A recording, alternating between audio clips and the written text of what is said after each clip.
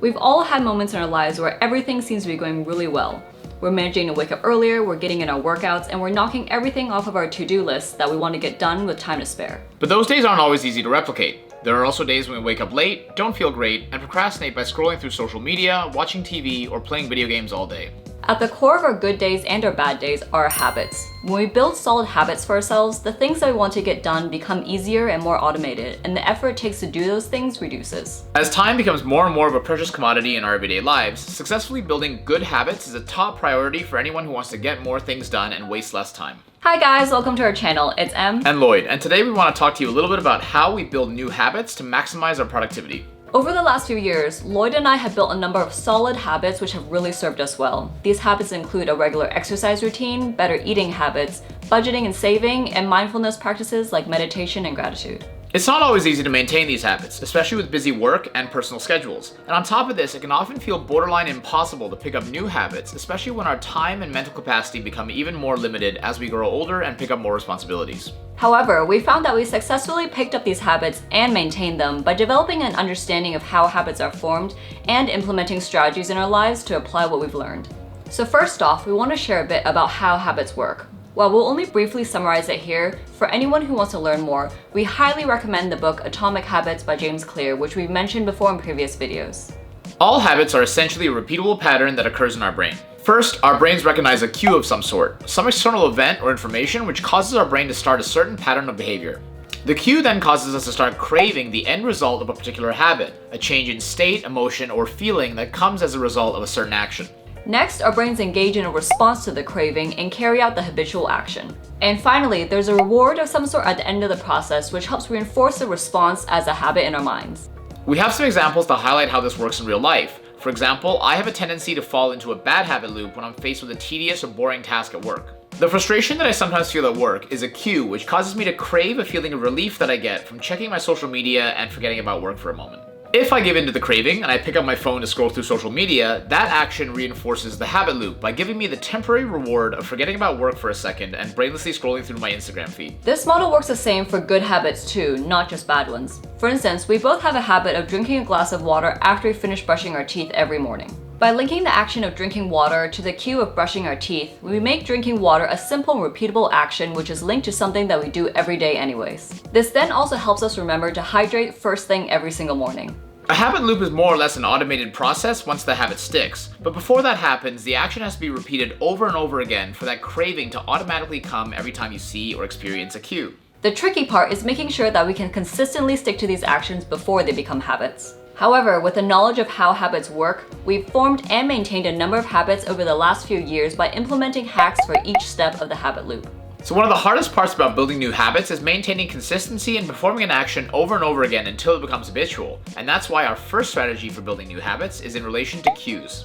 A great way to manipulate your cues is to link a desired habit with an event that already happens every single day. This can be a specific time of the day or a specific event that happens every day, and this creates a very obvious cue for the intended action. So, for example, it's much more likely that someone would be able to build a new exercise routine if they gave some certainty as to what time they intended to go exercise. For example, if they said that they would go to the gym every day at 7:45 a.m. right after they woke up, it's much more likely it would happen than if they just said that they'd go to the gym every day. Giving some certainty as to when a habit is to be performed, rather than just sort of leaving it up to chance, means that it's much more likely that people will carry through with that actual action. As a result, we often choose to schedule things straight away after we've gone out of bed and brushed our teeth, or right before we go to sleep, as both of these events are things which happen each and every single day. But creating specific cues serves another purpose as well. When we're trying to pick up a habit which complements another habit, it makes a lot of sense to create a cue for one habit to be performed right after another. This is something we call habit stacking. So an example of how I implement habit stacking in my life is with my meditation practice, as I've often seen that meditation is very complementary to my physical exercise and training regimen.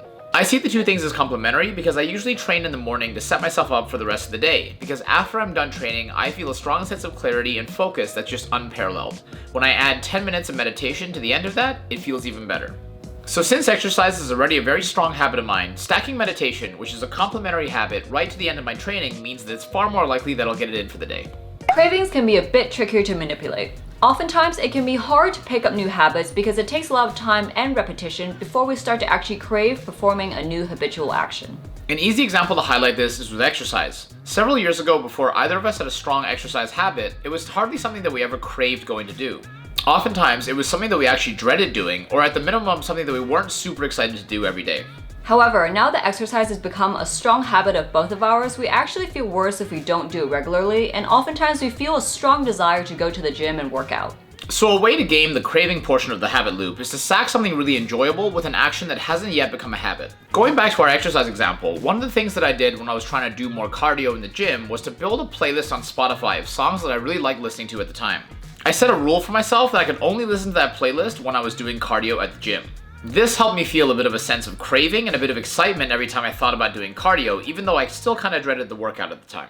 Moving on with respect to actions, one of the things we do here is to try to implement some environment design, making good habits more easy to do and making bad habits more difficult. We've talked about environment design before on our channel in relation to how we eat more healthy while working. We do that by keeping healthier snacks that we like to eat around while not keeping unhealthy snacks around.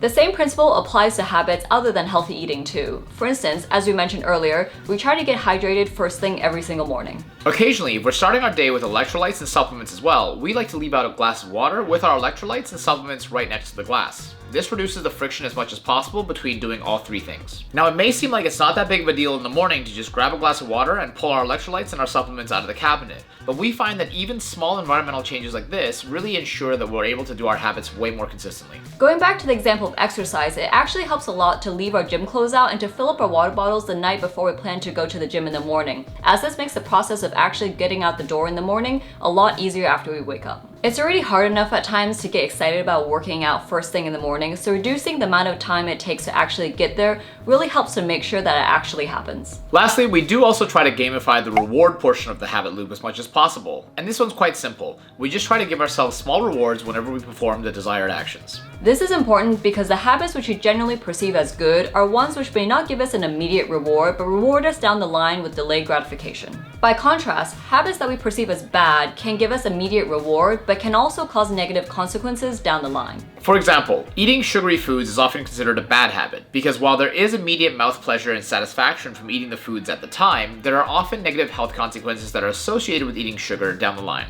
It is the immediate nature of the rewards associated with bad habits that unfortunately make them a lot easier to stick, while the delayed nature of the rewards associated with good habits that make them a lot harder. Something we've both done in the past, and which we continue to do, is to give ourselves small rewards whenever we perform actions that we want to become habits. For example, when I'm being really well behaved, I'll refrain from playing any video games until I've done something productive for the day, either jotting down notes for a new YouTube video or perhaps editing a part of a video. For me, I used to be absolutely terrible about making it to the gym in the morning before work.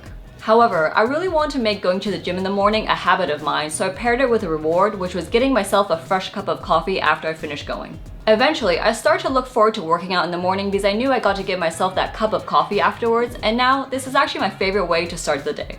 So there you have it, guys. These are the things that we do and think about to set ourselves up for success when forming new habits. There are many other strategies we use too, but these are the ones that are tried and tested and which we come back to time and time again to help us form new habits that really stick. Thanks a lot for watching, guys. If you like this video, please hit that like button below and consider subscribing. And if you have any thoughts on future videos you'd like to see, or if you want to discuss any of the things we talked about in this video, please let us know in the comments.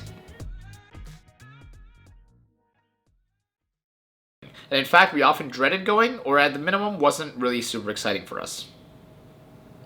Oh my God. An easy example to highlight this is with exercise. Several years ago, before either of us had a very strong exercise habit, it was hardly something that we... All aboard the struggle bus. I know. In fact, a lot of times we dreaded going to the gym or didn't feel really excited about going to work out.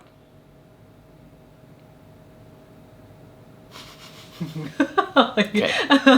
I got it. I feel like you gave up in the last part.